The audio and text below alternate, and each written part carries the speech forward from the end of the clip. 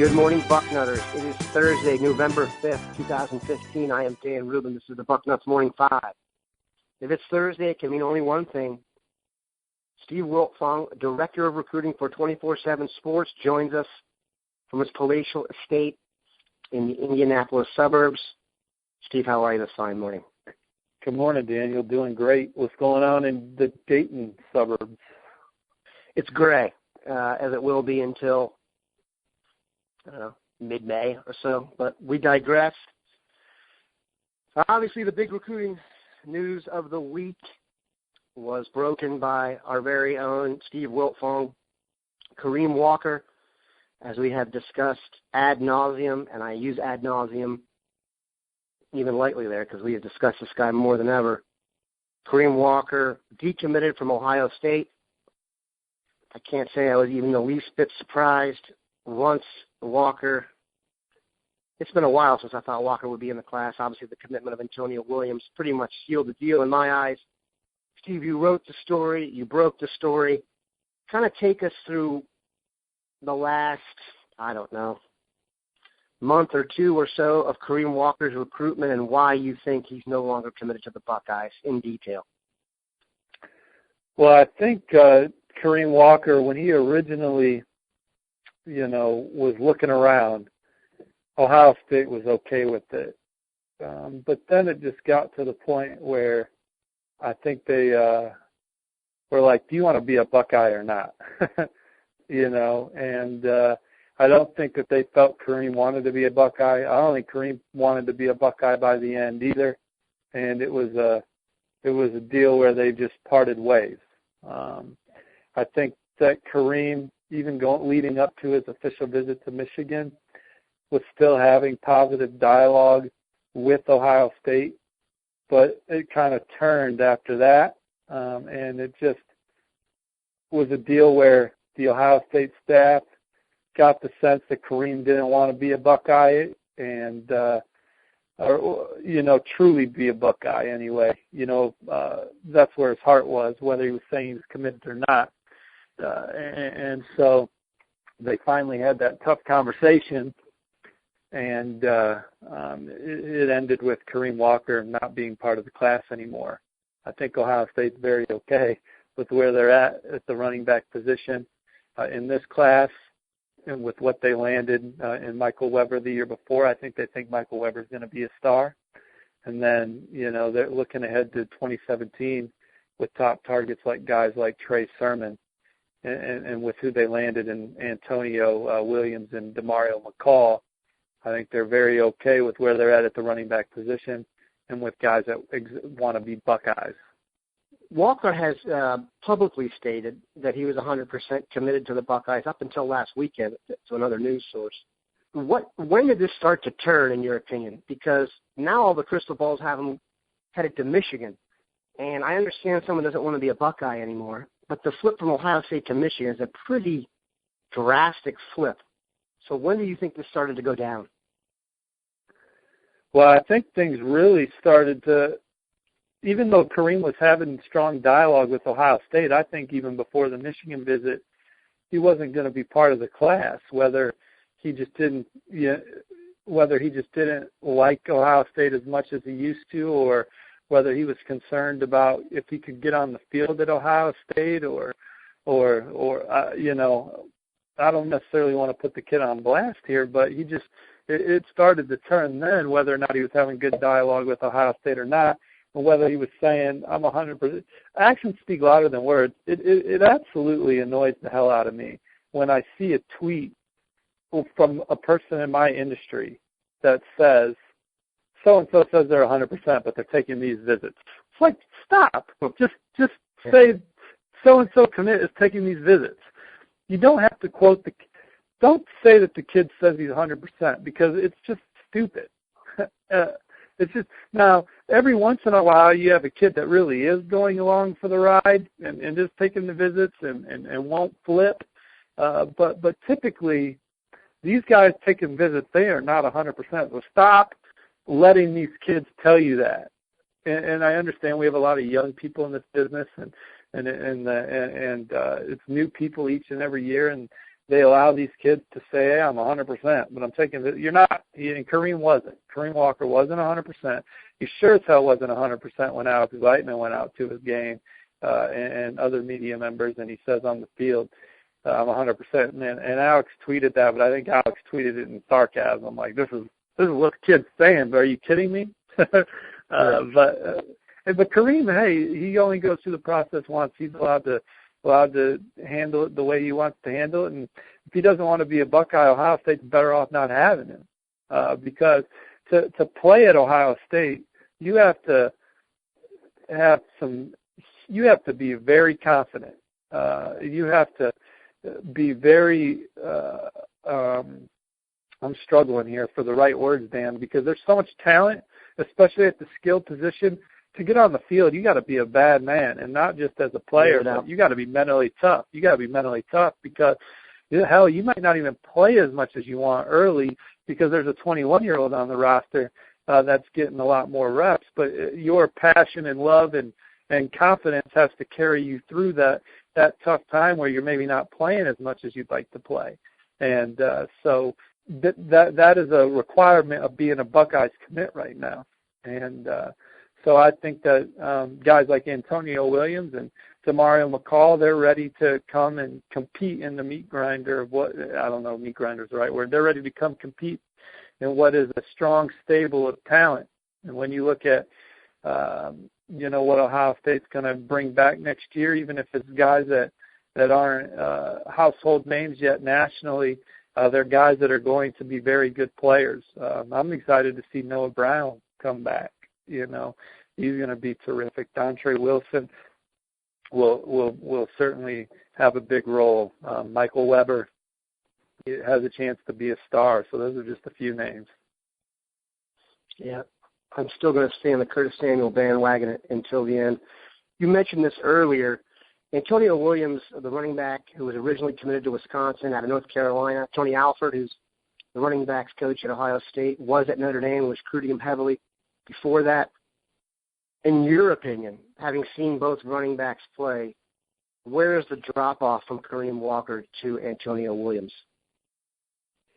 Well, for me, I think that Kareem Walker is not the prospect that we – Kareem Walker is not the prospect that he's not – like, he is ranked as the number one prospect in the country in the 24/7 Sports Composite, and I think he's like 2 or 3 in our rankings, but I don't think he is that high. I mean, I think he's a good player. I think Ohio State would have found a spot for him. He can run, and I do think he has some toughness to him, but I don't think he is an elite back.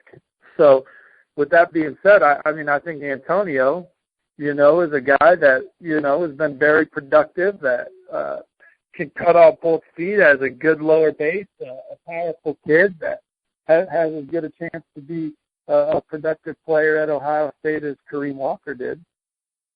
I think Antonio Williams is a top 10 back in the country. So, for me, I don't know who's going to be more productive in college. I think Antonio Williams can do more things within an offense than Kareem Walker. I think Kareem Walker's a speed guy that can go, but I don't see him being a guy that's, tough in between the tackles.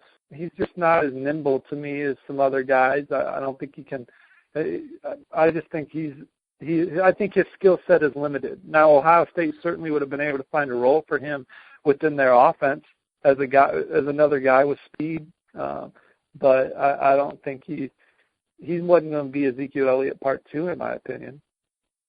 That was going to be my question. It's not like I get the sense in the media sometimes, blaming ourselves here, but that people think Ohio State just missed out on Ezekiel Elliott, and I can pass this along for a fact. The staff does not think Kareem Walker is the next Ezekiel Elliott. But these college coaches think he's a good player, and he is a good player. I don't want people to don't think I'm a good player. It's not a great running back class this year. He can be a good player, but Ohio State isn't in the business of recruiting good players. You know what I'm saying? So they're in the business of recruiting great players. Right, but I think he would have been a productive player at Ohio State. I just don't know if he would have been – I don't think he was going to be like the first team All Big Ten back type of guy. relative to his ranking. I think it's better to put it in perspective, and we'll go from there. So until further, unless something else happens, that is the last you will hear us discuss Kareem Walker on the Bucknuts Morning 5. Going to pour out your 40 a little bit on that one. Good gracious. That's a lot of dead air we should make up for, but we move on. There's a visitor this weekend out of Ann Arbor, Michigan, as bizarre as that may sound, who was once committed to USC. Makes it even a little more crazy. Dalen Hayes will be visiting for the Minnesota game. You know a little bit about Dalen Hayes. He's a guy who likes going on visits. I've been told he's a somewhat impressionable kid.